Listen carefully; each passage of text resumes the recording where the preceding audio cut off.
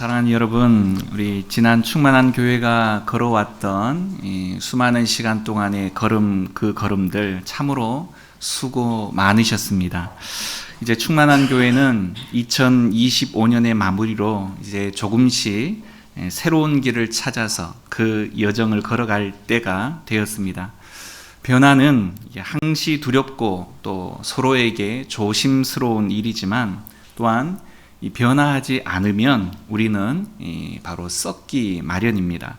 어떤 방향으로 그리고 어떤 방식을 따라서 우리가 변화해야 하는지가 우리에게 굉장히 중요한 부분인데요. 오늘의 말씀을 통해서 그 지혜를 좀 얻고자 합니다. 우상 숭배와 하나님 말씀에 대한 이 불순종으로 여러분 다 잘 아시다시피 이스라엘 백성들은 이방의 침략을 받게 되어졌고 북이스라엘은 이제 완전히 망해서 그 흔적조차 알아볼 수 없을 만치 이렇게 흩어져 버렸습니다. 뿐만 아니라 남유다조차도 포로로 끌려가서 70여 년 만에 다시 고국으로 돌아오게 되어지는 신세가 되었습니다. 오늘 우리가 읽었던 이 느헤미야서는 에스라서와 함께 바벨론 포로기 이후에 귀한 공동체의 재건과 회복을 주제로 하고 있습니다. 느헤미야는 유다 총독으로 임명되기 전에 나름 유대인들에게 호의적인 태도를 보였던 페르시아 제국의 아닥사스다 왕의 술관원이었습니다. 이스라엘 백성이 포로로 끌려가 살다가 이 고국으로 돌아와서 이렇게 예루살렘 성전을 바라보게 되어졌을 때 그 벽이 무너진 것을 보고 굉장히 가슴 아파했습니다. 유다 총독으로 느헤미야는 그래서 12년 동안 있으면서 이 성벽을 재건하는 일과 또 공동체의 회복에 굉장한 관심을 가지게 되었습니다.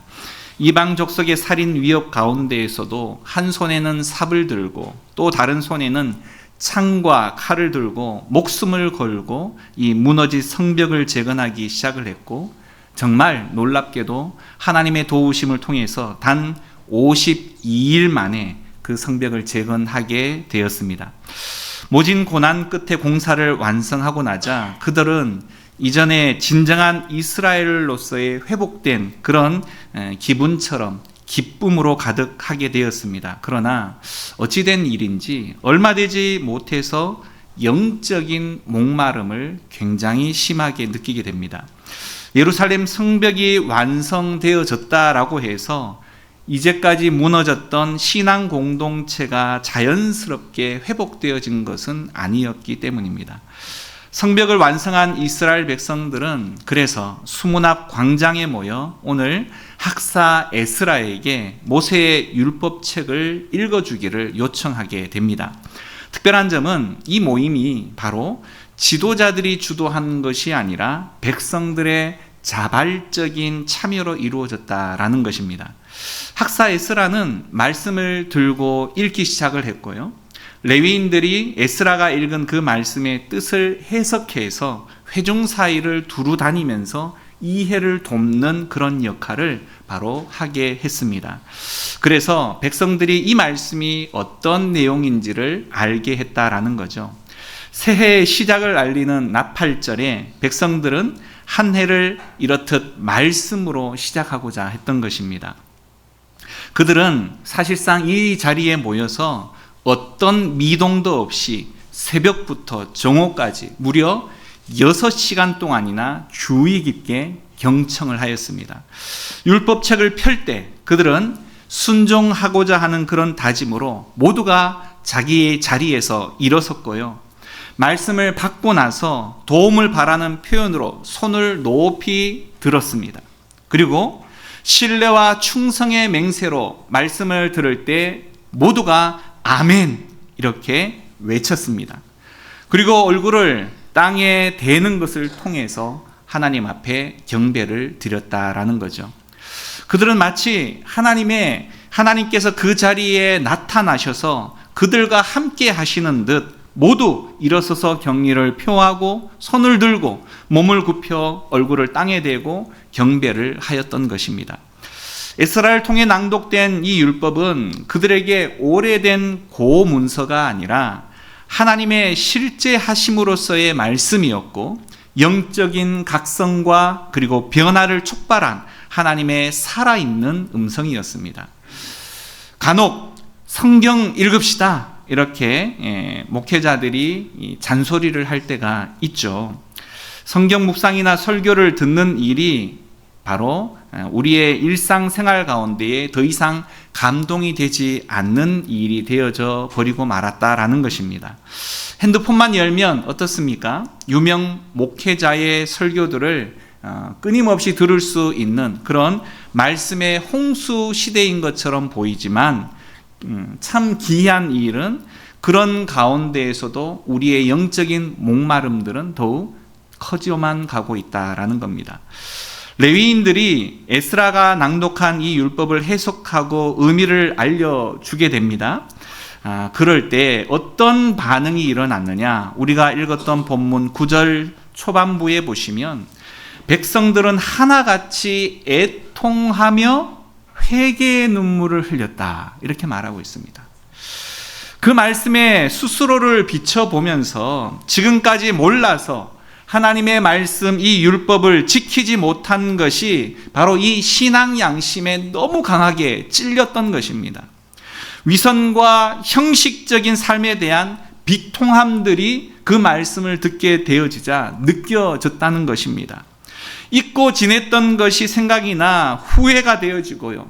또 탄식의 눈물이 나도 모르게 흘러나왔다라는 겁니다.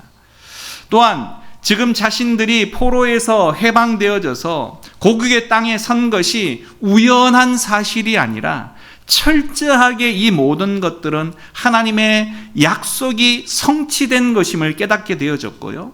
그것으로 인해서 감격의 눈물이 흘러내렸다라는 것이죠.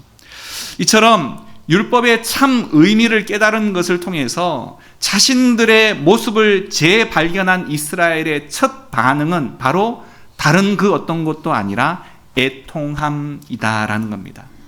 잠깐의 자책이나 후회 정도가 아니라는 겁니다. 회개라는 것은요, 바로 말씀 앞에서 자신을 돌아보는 겁니다. 자기 심령을 들여다보는 것입니다. 많은 사람들이 회개할 때 한바탕 그냥 세게 한번 울고 가슴 몇 번 치고 그리고 금식하거나 철야기도 하고 그리고 어떻게 됩니까? 다시금 옛날로 돌아가 버리고 맙니다. 오늘 회개했다 하더라도 며칠만 지나면 옛날로 다시금 돌아가 버리는 그런 것이 바로 우리 연약한 인생의 모습이더라라는 겁니다.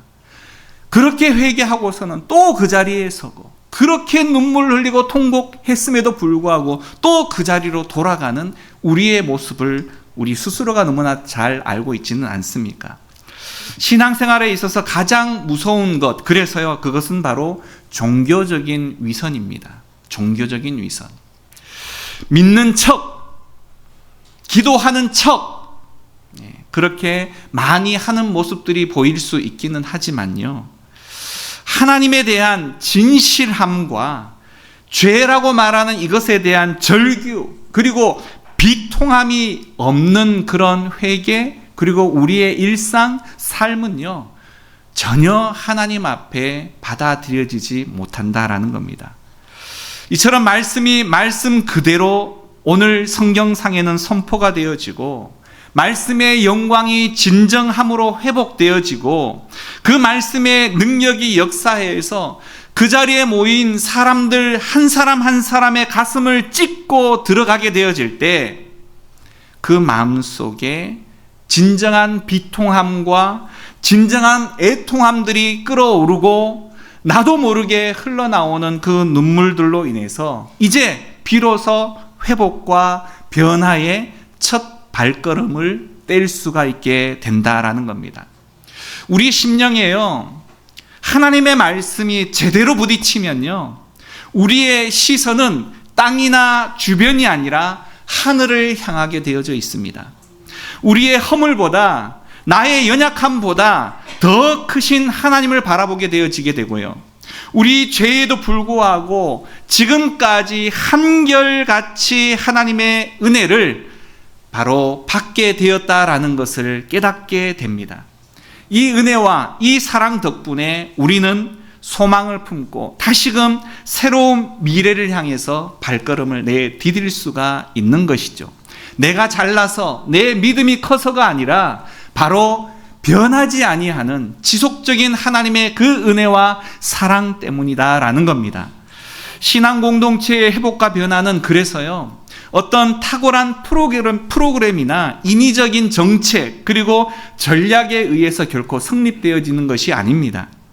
우리 내면에서부터 시작되어야만 하는 것이고요, 공동체 전체가 그래서 한 마음으로 우리 스스로 각자 그리고 우리 공동체가 했던 모든 잘못들을 돌이키고 또 그것에 대한 스스로의 문제성을 발견하면서 하나님의 말씀 앞으로 다시금 나아와서 그 말씀을 듣고 하나님께서 무엇라 말씀하시는지, 무엇을 기뻐하시는지를 내가 절감하게 되어질 때 그 선한 뜻을 바로 내가 나의 삶 속에서 우리 공동체 가운데에서 적용하고자 할 때 변화의 물줄기가 비로소 온전하게 흐르게 되어진다라는 겁니다. 오늘 성경상에 있는 이스라엘 백성들은요, 통곡하고 그 말씀을 듣고 난 이후에 금식하기 시작을 했습니다. 그리고 애굽에 있을 때 하나님이 어떻게 그들을 지키셨는지, 또 그들의 조상의 인생의 과정 가운데에서 홍해를 어떻게 건너게 되었는지, 40년 동안 광야에서 어떤 방식을 통하여서 인도하셨는지 낱낱이 돌아보게 되었습니다. 그리고 그들은 그들의 고난을 기억했고요, 또 하나님의 은혜를 떠올렸습니다. 그리고 그들은 진심으로 회개하기 시작을 했습니다. 저는 충만한 교회가 어떤 걸음으로 왔는지 잘 알지 못합니다. 그러나 우리의 연약함들로 인하여서 어떤 이에게는 상처를, 어떤 이에게는 아픔을, 어떤 이에게는 괴로움을 가져다 준 일들이 분명히 있을 줄 압니다. 그 부분들이 그냥 지나간다고 해서 잊혀지는 것은 결코 아닙니다. 우리는 무엇인가 새롭게 시작을 할 때 그 모든 진통들을, 그 모든 상처들을 다 치유하면서, 다 보듬으면서 회복시키는 과정의 1순위가 그 단계에서부터 시작되어야만 합니다. 묻어둔다고 해서 그것이 잊혀지는 것이 아니기 때문입니다. 결국 우리는 먼저 하나님 앞에 그 모든 과오들을 철저하게 회개할 수 있는 시간들을 가져야 하고요, 공동체적으로도 교회가 그 부분에 대한 내용들을 하나님 앞에 회개해야 하는 부분들이 반드시 선제해야 할 줄 압니다. 그리고 난 이후 우리 스스로가 마음을 넓게 열어서 이제까지 품지 못했던 사람들에 대한 사랑으로 그들을 품고 나 스스로 고개를 숙여 용납함을 요청할 수 있는 단계가 반드시 이루어져야 합니다. 우리가 하나 되지 않고, 우리가 정말 서로 사랑하지 않고 어떻게 전도가 가능하고 어떻게 복음을 전할 수 있고 어떻게 교회가 부흥하기를 기대할 수 있겠습니까? 우리 안에 먼저 하나님에 대한 역사, 사랑으로 온전히 연합하는 역사가 먼저 있어야만 그 다음 단계로 발걸음을 내디딜 수가 있다라는 겁니다. 오늘 바로 느헤미야가 말하는 개혁은 그래서 말씀으로 돌아가자는 겁니다. 내 힘으로 할 수 없습니다. 내 능력으로 할 수 없습니다. 내 지혜로 할 수 없습니다. 내 의지로도 할 수 없습니다. 하나님 말씀으로 돌아가서 하나님께서 무엇라 말씀하시는지 거기서부터 시작하는 겁니다. 자, 그런데 여러분, 제가 말씀을 드렸습니다. 말씀으로 돌아가면 좋을까요? 그렇지 않을까요? 그냥 쉽게 생각하면 좋죠, 이렇게 말씀하실 수 있습니다. 그러나 절대 그렇지만은 않은 것 같습니다. 왜요? 말씀대로 살려고 하면 매우 불편합니다. 매우 쉽지 않습니다. 나의 주인이 더 이상 내가 아니라 하나님이심을 인정해서 그분의 지도를 받아야 하기 때문입니다. 지금까지는 내 마음대로 살았습니다. 내 생각대로 살았고요, 내 기분대로 살았고요, 내 감정대로 행동을 했습니다. 그런데요, 하나님이 내 마음의 주인 되어지시면 하나님께서 기뻐하시는 일들을 해야 하거든요. 하나님께서 기뻐하시는 생각, 하나님이 기뻐하시는 마음, 하나님이 기뻐하시는 언행을 해야 하기 때문에 그리 쉽지만은 않다라는 겁니다. 그래서요, 나를 위해서가 아니라 하나님이 기뻐하시는 삶을 결정하는 순간 내 배를 위해서 사는 것이 아니라 다른 이들의 배를 위해서 살아가야 한다는 겁니다. 다른 사람의 얼굴 표정을 살펴야 하고요, 다른 사람의 필요를 먼저 살펴야 하는 것, 그것이 바로 하나님이 내 마음의 주인 되어진 사람의 특징이다라는 겁니다. 그래서요, 많은 부분 부담스러울 수 있습니다. 그러나 하나님께서 원하시는 삶이, 하나님이 기뻐하시는 삶이 그 내용이라고 한다면 우리는 반드시 그 길을 따라가야만 합니다. 오늘 이스라엘은 말씀을 듣고 난 이후에 진정한 변화의 모습을 보이기 시작을 하는데요, 듣고 깨달은 말씀을 그래 뭐 내일 할까? 다음에 하지 뭐, 결코 이렇게 하지 않았습니다. 바로 실행에 옮겼습니다. 말씀을 읽는 중에 초막절 규례를 접하게 되었는데요, 말씀의 의미를 확실히 깨닫자 곧바로 이 절기를 지키면서 하나님께서 베푸신 은혜에 감사하는 시간을 즉각적으로 행했습니다. 그들은 말씀을 더 잘 알게 된 만큼 더 잘 순종하게 되었습니다. 사랑하는 여러분, 여러분이 순종하지 못하는 이유가 말씀을 더 깊이 알지 못했기 때문이기를 소망합니다. 무슨 말씀인지 잘 이해를 못하시죠? 말씀을 알면서도 행하지 않았다면 얼마나 큰 죄악이 되겠습니까? 그렇죠. 하나님 말씀에 순종하지 아니하는 불순종의 죄 아니겠습니까? 단지 제가 말씀을 잘 가르치지 못해서, 제가 말씀을 잘 전하지 못했기 때문에 여러분들이 몰라서 순종하지 못한 그 책임은 온전히 저에게 있습니다. 부디 그렇게 되어지길 원하지, 여러분이 알면서도 죄를 짓기 위해 불순종하는 그런 모습이 되어져서는 결코 안 된다라는 것입니다. 그 말씀을 들은 만큼 오늘 이 이스라엘 백성들은 더 잘 순종하였고요, 순종함으로 인하여서 여러분, 내 인생이 내가 주인이 아니라 하나님이 주인이시기 때문에 내 인생을 송두리째 빼앗긴 것과 같은 그런 마음이 들지 모르겠지만 경험해 본 자만이 압니다. 하나님의 말씀을 순종함으로 인하여 얻게 되어지는 그 기쁨이, 그 감격이 얼마나 큰 것인지는 사탕을 먹어본 자만이 압니다. 맛있는 음식을 먹어본 분만 아십니다. 맛있는 음식을 먹어본 그 식당은 여러분 한 번만 갑니까? 또 찾아갑니다. 제가 이사를 하고 난 이후에 집안이 너무 엉망이어서 이렇게 뭔가 식사를 준비하고 하기가 참 어렵더라고요. 어려워서 바깥에 나가서 식사를 한 끼를 때워야 되겠는데 어느 식당을 가야 되나 이렇게 주변을 알아보니까 우리 목사님께서 처음에 왔더니만 이 주변에는 별로 맛있는 식당이 없어, 이렇게 말씀을 하시더라고요. 그래서 좀 고민을 하다가 이렇게 저렇게 찾아가는 우리 그 집이 한 군데 있었는데 콩나물 국밥집이었는데 가서 엉뚱한 걸 시켰습니다. 그런데 보통 맛있는 내용은 대표 음식이 맛있지 않겠습니까? 그러면 별로 맛이 없겠지라고 기대를 했는데 가격은 싼데 배가 고팠는지 맛이 너무 있더라고요. 그래서 한 끼 먹고 말 것을 또 갔습니다. 저녁에. 네, 다른 음식을 먹었는데 또 맛있더라고요. 자, 그랬더니 자꾸 머릿속에 떠올라서 그 다음날 또 갔습니다. 네, 지금 한 요 며칠 사이에 한 4-5번은 간 것 같은데요. 맛있었기 때문에 다른 음식점이 생각이 나지가 않더라고요. 여러분, 하나님의 말씀에 순종하는, 또 순종함으로 얻게 되어지는 그 맛을 여러분 느끼셔야 합니다. 이렇게 아멘이 약해서 가지고 어떻게 제대로 느끼겠습니까? 하나님의 말씀을 순종함을 통하여 얻게 되어지는 그 기쁨을 느끼셔야 합니다. 그러면요, 어려운 순종부터 할 필요가 없어요. 작은 순종부터 시작을 하시면 됩니다.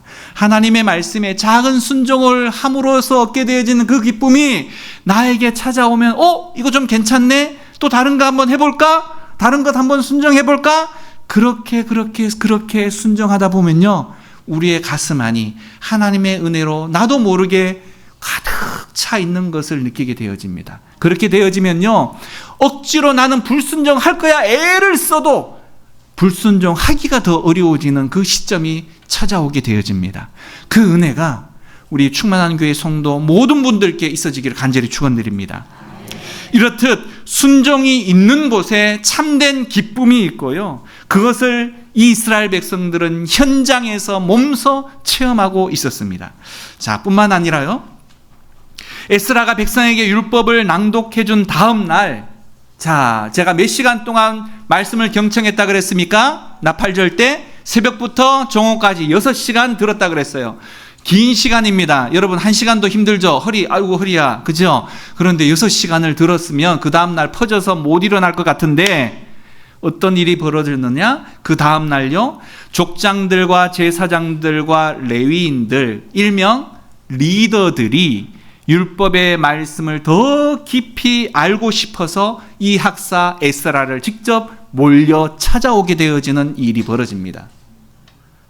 여러분, 리더는요, 어떤 일에 대한 책임을 위해서 그 자리에 서 있는 사람일 수도 있지만, 리더는요, 다른 그 어떤 이들보다 하나님의 말씀에 대한 사모함이 더 큰 사람이 그 자리에 서 있어야 합니다. 믿으십니까? 그래서요, 리더는 저절로 세워지는 것이 아닙니다. 리더는요, 하나님의 말씀으로 그 속이 꽉 차 있는 사람이 세워져야 하는 것입니다. 세상의 지식, 세상의 능력, 세상의 어떤 영향력을 통해서 세워진 리더들은요, 반드시 교회 안에 문제를 발생시키고 맙니다. 교회 안에 한 자그마한 부분의 문제를 해결하고서는요, 그보다 몇백 배 더 큰 문제를 일으키고 만다라는 것입니다. 그래서 교회 안에서의 리더는 다른 어떤 것보다 하나님의 말씀에 순종함에 대한 그 기쁨이 충만하고 그 말씀의 능력이 그 심령 가운데 가득한 사람이 세워질 때, 좀 세상적 능력은 부족할 수 있다 손 치더라도 이 교회는 세상의 방식으로 운영되어지는 것이 아니라 하나님의 말씀의 능력으로 세워지는 것이기 때문에 그들로 인하여 하나님이 복 주시고 하나님께서 이루어 가신다는 것 반드시 믿으시길 바라겠습니다. 그래서 여러분, 충만한 교회 리더가 세워지는 것, 그리고 충만한 교회 이미 리더이신 분들, 하나님의 말씀을 사모하고자 하는 그 열정으로 날마다 풍성해지기를 간절히 소망합니다. 백성들의 리더격에 위치해 있던 사람들이 그 누구보다 말씀에 대한 갈증을 많이 느꼈습니다. 그리고 말씀으로 달려오고 있습니다. 여러분, 얼마나 아름답습니까? 우리 충만한 교회, 우리 성도분들 모두가 이런 모습이기를 간절히 소망합니다. 또한요, 초막절이 끝난 지 이틀 이후에 백성들이 주도해서 대대적으로 금식 성회를 갖게 되어집니다. 이거 정말 놀랍지 않습니까? 모인 시간의 절반인 약 3시간 동안은 이 율법을 열심히 읽게 됩니다. 그리고 나머지 절반의 3시간은요, 엎드려서 자복하며 기도합니다. 다 같이 모여서 금식하고 굵은 베옷을 입고 티끌을 바로 뒤집어 씁니다. 이러한 행위는 이스라엘의 극도의 슬픔을 표현하는 방식입니다. 그리고 그들은 소리 높여서 여호와를 송축하고요, 이방인과 통혼하고 그들의 문화와 종교를 받아들인 그 모든 죄에서 돌아서는 것을 통해서 그들이 가지고 있었던 신앙의 순수성과 정체성을 다시금 새롭게 다지고자 하는 그런 계기를 이 시간들을 통해서 마련하였습니다. 또한 역사 가운데에서 하나님께서 행하신 수많은 은혜를 되돌아보며 감사하는 시간을 가졌고요, 그 은혜를 저버린 내가 지은 죄도 아닌데 조상들이 지은 죄까지도 그들은 함께 모여서 회개하기 시작을 했습니다. 사실 하나님께서 이스라엘을 구원하신 이유가 그들을 언약 백성으로 삼아서 거룩한 백성, 제사장 나라로 세우기 위함이었다라는 것을 비로소 그들은 깨닫게 되었다는 것입니다. 이것이 바로 이스라엘의 존재 이유입니다. 우리를 향한 하나님의 은혜, 그리고 하나님의 사랑 또한 이스라엘 백성을 향한 것과 결코 다르지가 않습니다. 아무것도 아닌 우리를 구원하여 주시고 선택해 주신 그 목적, 그것은 바로 이 땅에서 우리가 우리 스스로 잘 먹고 잘 살고 성공하는 그 정도의 모습이 아니라는 겁니다. 바로 우리 한 사람이 교회이고 우리 한 사람이 이 땅 가운데에 거룩한 백성을 통하여서 하나님 나라의 대표성을 지닌 한 사람 한 사람으로 빛을 발하고 또 소금의 역할을 감당하는 것, 그것이 바로 하나님께서 이 땅에 우리를 두신 목적이라는 겁니다. 교회를 두신 목적이라는 겁니다. 건물이 교회가 아닙니다. 내가 교회입니다. 내가 있는 곳에서 빛을 발해야 하고요, 내가 있는 곳에서 소금의 역할을 감당해야 합니다. 내가 있는 곳에서 사랑해야 하고요, 내가 있는 곳에서 섬겨야 합니다. 교회에서 모이는 것도 중요하지만, 많이 모이는 것도 중요하지만, 우리가 흩어져서 나가서 생활하는 그 공간에서 충만한 교회라고 말하는 이름의 대표성을 지니고 여러분이 바로 하나님의 백성으로 교회로서 빛을 발하셔야만 합니다. 그러나 이스라엘은 은혜로우시며 긍휼이 많으시며 노하기를 더디하시며 풍부한 인자로 은혜를 베푸신 하나님 앞에 어땠습니까? 끝없이 배역하고 반역을 한 역사 내용이 있습니다. 배은망덕한 백성이 하나님을 지워버렸고요, 귀를 막았고요, 그리고 마음을 닫아버렸습니다. 그들은 반역했고 또 반역했고 불순종하고 또 불순종했습니다. 그리고 스스로 자신들의 신까지 만들어 경배하기까지 했습니다. 하나님의 마음이 어떠하셨을까요? 그런데 우리 하나님께서는요, 사랑밖에 베풀 것이 없는 분처럼 용서하시고 또 용서하시고 때로 징계하시면서 더디 깨닫는 이 어리석은 백성들에게 기회를 또 제공하시고 또 제공하시고 선한 영을 통해 가르치셨습니다. 광야 40년 내내 남지도 모자라지도 않게 그들에게 공급하셨고 대적들의 수많은 침략 가운데에서도 보호해 주셨습니다. 이 은혜와 긍휼 때문에 광야 인생길을 안전하게 지내왔다라는 것입니다. 사랑하는 여러분, 이스라엘 백성들에게만 그랬습니까? 지금 우리도 그렇게 하나님의 도우심과 인도하심 가운데에 광야 인생길을 걷고 있다라는 사실을 잊지 말아야 합니다. 우리의 완악함까지도 하나님의 그 고집스러운 사랑, 포기하지 않으시는 사랑을 이겨내지 못했습니다.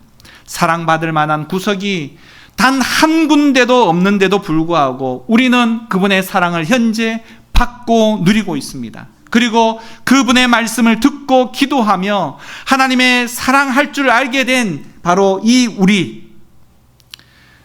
우리는 행운아입니다.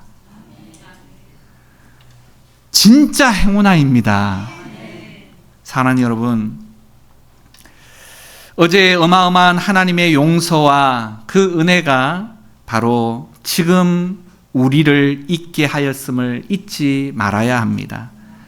그 은혜를 기억하고 또 순종할 때 비로소 소망의 내일이 있음을 우리는 잊지 말아야 합니다. 마지막으로 한 가지만 말씀을 드리고 말씀을 마무리하고자 합니다. 포로기한 공동체, 바로 이스라엘인데요, 이 뼈아픈 역사를 바로 그들은 그냥 지나가지를 않았습니다.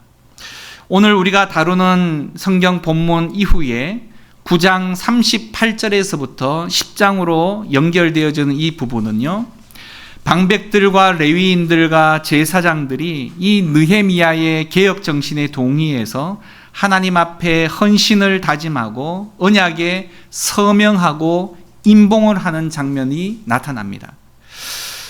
자, 이렇게까지 하는 이유는 무엇인가? 바로 자신들의 잘못을 반성문을 기록하고 도장까지 찍는 일들을 통해서 다시는 잘못을 되풀이하지 않고 하나님이 펼쳐가실 그 구원의 주역이 되고자 다짐을 하였다라는 겁니다. 자, 성경 10장 28절과 29절 성경책 마지막으로 한번 읽어볼 텐데요. 10장 28절 29절 두 절의 말씀 함께 읽도록 합니다. 자, 시작. 그 남은 백성과 제사장들과 레위 사람들과 문지기들과 노래하는 자들과 느디님 사람들과 이방 사람과 절교하고 하나님의 율법을 준행하는 모든 자와 그들의 아내와 그들의 자녀들 곧 지식과 총명이 있는 자들은 다 그들의 형제 귀족들을 따라 저주로 맹세하기를 우리가 하나님의 종 모세를 통하여 주신 하나님의 율법을 따라 우리 주 여호와의 모든 계명과 규례와 율례를 지켜 행하여. 아멘. 무슨 말입니까? 말씀을 지키지 않으면 저주를 달게 받겠다. 이렇게 맹세하고 있습니다. 저주를 달게 받겠다. 얼마나 강한 다짐입니까? 반드시 내가 이 말씀을 지키겠다. 순종하겠다. 쉬운 일이 아니죠. 그만큼 철저하게 하나님 앞에 바로 약속을 하는 겁니다. 사랑하는 여러분, 말씀을 경히 여겨서는 안 됩니다. 이 자세가 필요해요. 말씀을 지켜도 되고 안 지켜도 되는 것이 아니라 내가 이 말씀을 들었다면, 이 말씀을 알았다면 이 말씀을 지키고자 내가 최선을 다하는 자세, 그 자세가 바로 하나님께서 기대하시는 모습이다라는 겁니다. 오늘날 우리는 말씀대로 잘 살지 못하는 것이기보다 그렇게 살면 당장에 득이 없기 때문에 말씀대로 잘 살려 하지 않습니다. 하나님 눈치를 보는 것이 아니라 이제 사람들의 눈치를 보고 살기 때문에 그리스도인들에게는 더 이상 빛이 비춰지질 못합니다. 주님은 우리를 향해 세상의 빛과 소금이라고 분명히 말씀하셨습니다. 다시 말해 세상 사람들이 예수 믿는 우리를 보고 예수를 만나게 되고 예수를 체험하게 되고 예수를 영접할 수 있게 되어진다는 것입니다. 예수 믿으세요라고 말하는 이 복음을 제시하는 것도 굉장히 중요합니다만 우리가 먼저 그 복음의 빛이 되어져야 한다는 사실을 잊지 말아야 합니다. 사랑하는 여러분, 우리의 심령 가운데에 진정한 회복은 그래서 말씀에서부터 시작되어집니다. 2025년을 시작할 때 여러분의 마음속에 계획들이 어떤 것이 있었습니까? 원래 나는 반드시 성경 1독은 한번 하리라 얼마나 지켜오셨습니까? 다시금 2026년을 준비하는 이 과정 가운데에 말씀에 대한 사모함을 우리 가운데 허락해 달라고, 갈망하는 그 마음을 우리 가운데 허락해 달라고, 말씀으로 다시금 돌아갈 수 있게 해달라고 다짐하고 또 계획할 수 있는 우리 살아가는 충만한 교회 성도 한 분 한 분 다 되어질 수 있기를 간절히 축원드립니다. 기도하겠습니다.